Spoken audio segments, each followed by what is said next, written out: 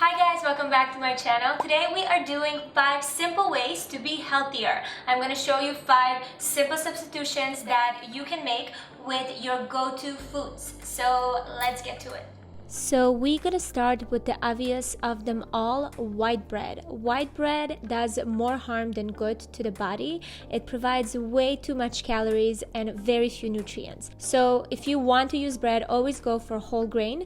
But when you really want to cut down on the calories and bring a little more nutrients in there, I love including cucumbers as my base for sandwich. So here I'm just making a little turkey roll-ups with cucumber. You just put your favorite ingredients, put a little mustard, mayo, ketchup, whatever makes you happy, and you roll it. Cucumbers are low in calories and a great source of vitamin C, K, and potassium, and especially if you are watching your weight, this is such a great and easy way to make lean sandwiches full of goodness. Another version is using lettuce. I'm sure you've heard of lettuce wraps. Those are great. Also, we're in the summer season now, a lot of barbecuing, so swapping your regular burger buns for some lettuce is way more nutrient and less calorie heavy. So you can put your bean burger, your beef burger, whatever burger you eat, and go get it. The next easy swap you can make is cheese. So I'm not saying you don't need to eat cheese, but unfortunately, like many other things,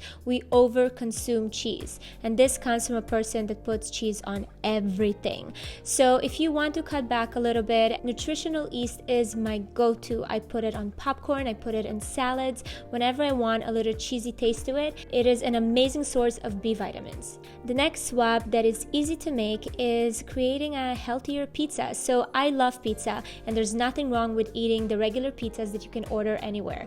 But we want to avoid eating too much of it because it is dough and it breaks down really quickly and actually makes our blood sugar spike. So here's a healthy version that I like to make with the whole wheat tortilla. It's whole grain, which makes it high in fiber, and it breaks down slower and doesn't cause blood sugar spike.